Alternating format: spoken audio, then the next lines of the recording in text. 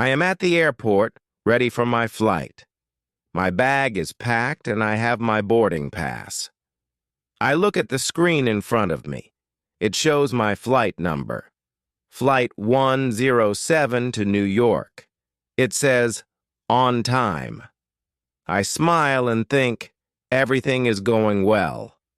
I pass through security and go to my gate. There are many people waiting. Some are talking on their phones, others are reading books, and a few are just sitting quietly. I sit down, check my phone, and wait. Suddenly, I hear an announcement.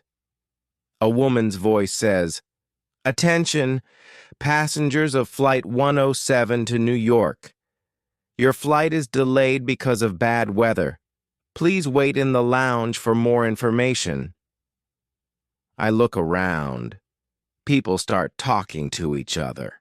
Some look confused and others seem upset. A man near me says, "No, not again."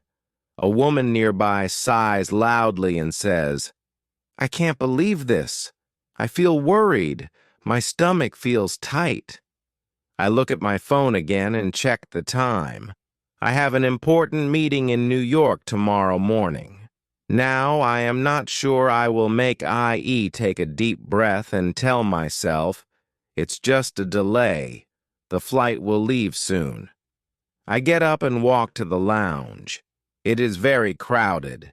Some people are sitting on chairs, some are standing in groups, and others are in line for coffee. I find a seat by the window. Outside, the sky is gray and it is raining hard. The planes on the runway are not moving. The woman from before sits near me. She is talking on her phone. "Yes, the flight is delayed," she says. "I don't know how long we have to wait. I will call you when I know more." She sounds frustrated. Another announcement comes. The same voice says, "We are sorry for the delay. We are watching the weather. Please wait for updates." A man sits next to me. He looks at his watch and shakes his head. "Bad weather," he says to himself. "I should have taken an earlier flight." I nod and say, "I hope it won't take too long." He smiles a little and says, "Let's hope for the best." Then he opens his laptop and starts typing. I sit back in my chair trying to stay calm, but my mind is full of thoughts. What will happen next? Will I get to New York on time? The room feels tense. People are speaking softly, and I hear the rain hitting the windows. A man sits down next to me, checking his watch again and again. He looks worried. Finally, he turns to me and asks, "Do you think the flight will leave tonight?" I shrug and say, "I hope so, but with this weather, who knows?" The man lets out a big sigh and says, "I have an important meeting in New York tomorrow morning. If the flight is canceled, I don't know what I'll do." I don't know how to reply. He looks very stressed. He pulls some papers out of his bag and starts looking through them quickly. While we sit there, a woman walks over and sits on the other side of him. She looks frustrated, too. She leans forward and asks, "Did you hear anything about the flight? Is it canceled?" The man shakes his head and says, "No news yet, just a delay." The woman sighs loudly. "This is terrible. I have another flight after this one. If I miss it, my whole trip is ruined. I'm supposed to fly to Europe tonight." I sit quietly listening to them. I don't have a connecting flight or a big meeting like they do, but I still feel nervous. I think about all the things I need to do in New York. Will I even get there in time? The woman continues. Traveling is always so stressful. I planned everything perfectly, but now this delay might ruin everything. The man nods and says, "Airports are so unpredictable. You never know what's going to happen." Their conversation makes me even more nervous. I look at the screen again, but nothing has changed. The word delayed is still there in big red letters. The three of us sit in silence for a moment. The room feels heavy with worry. Then the man suddenly stands up and says, "I'm going to ask the staff if they know anything." He grabs his bag and walks quickly toward the desk. The woman looks at me and asks, "Do you think they'll tell him anything useful?" They never give clear answers. I shrug and reply, "Maybe he'll find out something." We both watch as he waits in the long line at the desk. Around us, people are moving around, talking softly or staring at their phones. Everyone wants answers, but no one has them. I lean back in my chair. My mind is racing. What's going to happen next? Will we be stuck here all night? Will we even get to New York? I don't know, but I feel a sinking feeling in my stomach. Suddenly, the speakers come on again. The same calm voice says, "Attention, passengers of Flight 107. Your flight is delayed for another 2 hours. We apologize for the inconvenience." I let out a deep sigh, and I hear other people around me groan in frustration.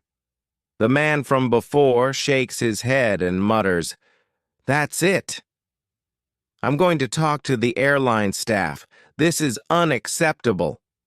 He storms off toward the desk, walking quickly. I stay in my seat and look at the woman sitting nearby. She is rubbing her temples and looks very tired. I decide to talk to her. This is so frustrating, isn't it? She nods and says, "Yes, it is. But what can we do? Traveling is always like this.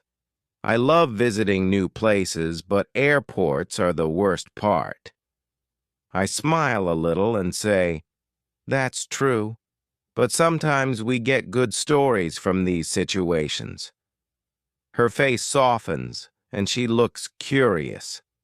"Like what? Do you have a story?" I nod. "Last year I went to Barcelona. It was beautiful. But my luggage got lost. I had to spend 2 days without my clothes or toiletries." She laughs. "No, what did you do?" I grin and say, "I bought the cheapest clothes I could find and just enjoyed the city. It was stressful at first, but in the end it was fine." She laughs again and shares her own story. That's funny. Something similar happened to me in Japan. I missed my train and ended up in the wrong city. I didn't speak the language and no one understood me. But I found a small cafe, and the owner helped me figure out how to get back. It's one of my best memories now. We both laugh, and for a moment the delay doesn't feel so bad. Just then the man comes back. His face is red, and he looks very upset.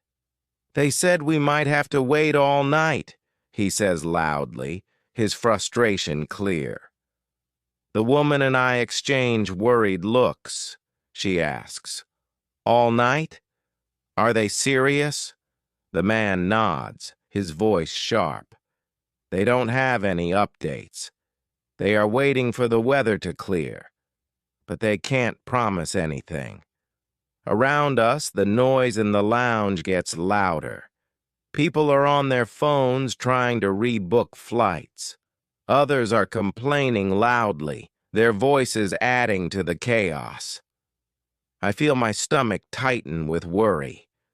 The woman sighs heavily and says, "This is getting worse." The three of us sit there, unsure of what to do next. Outside, the rain keeps falling, heavy and constant. It feels like the night will never end. The tension in the lounge grows. People are pacing back and forth or talking loudly. I try to stay calm, but my nerves are on edge. Suddenly, the speakers crackle, and we hear an announcement. "Attention! Passengers of Flight 107, the flight is now canceled. Please go to the airline desk for rebooking." I freeze. My heart sinks when I hear the words, "Flight canceled." Around me, the room erupts with murmurs, gasps, and groans. The man sitting next to me turns to me, his eyes wide with disbelief.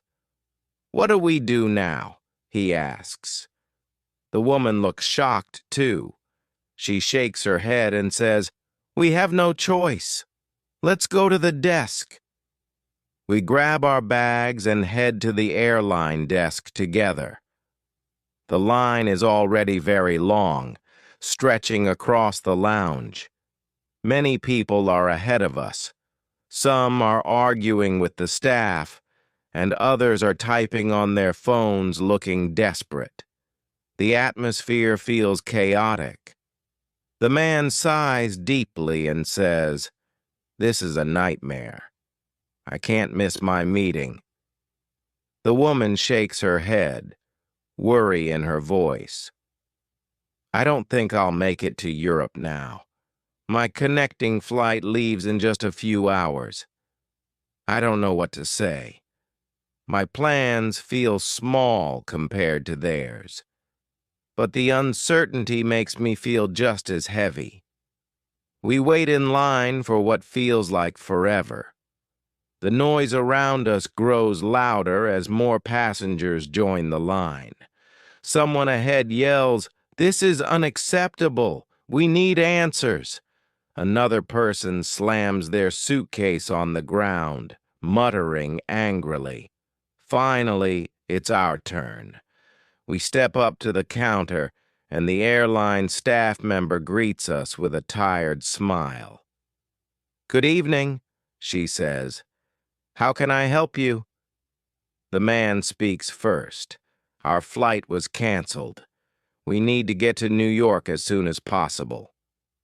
The woman nods and adds, "I have a connecting flight. Is there any way I can still make it?" The staff member types on her computer, her face serious. After a moment, she looks up and says, "I'm sorry, but the earliest flight we can offer is tomorrow morning at 7 a.m. The man groans loudly.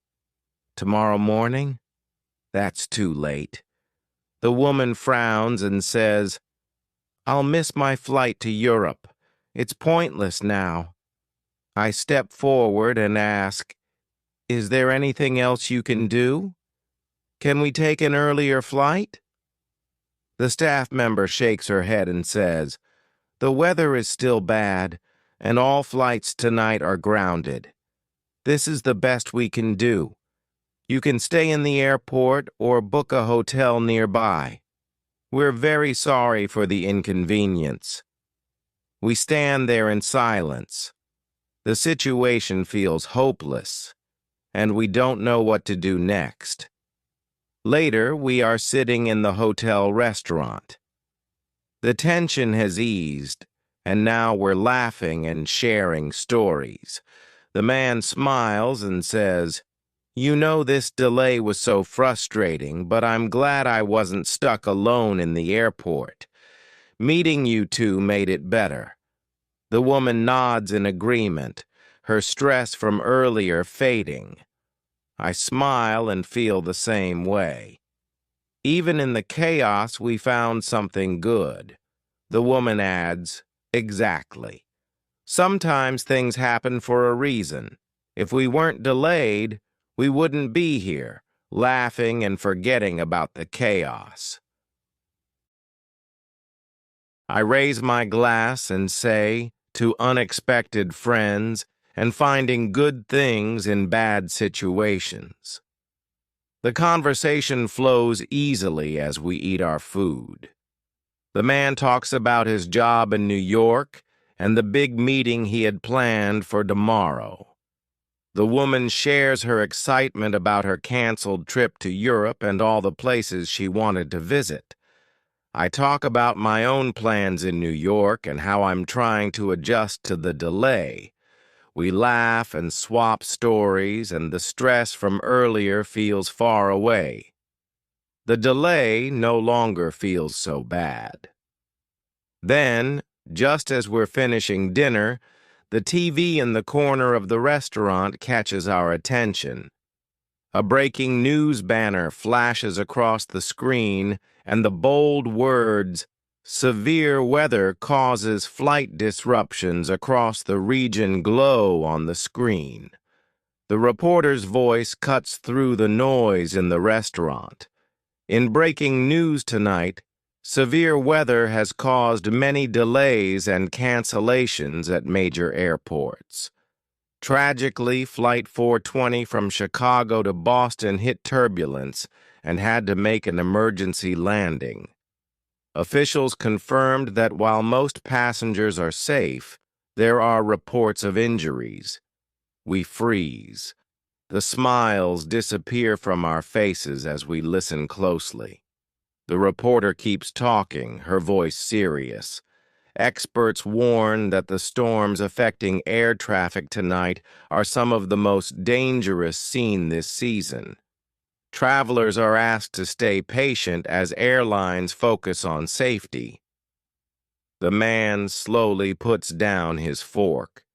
His voice is quiet as he says, "That could have been us." The woman nods, her face pale. "We were so angry about the delay, but maybe it saved our lives." I look at both of them and say, "It's scary to think about, but you're right.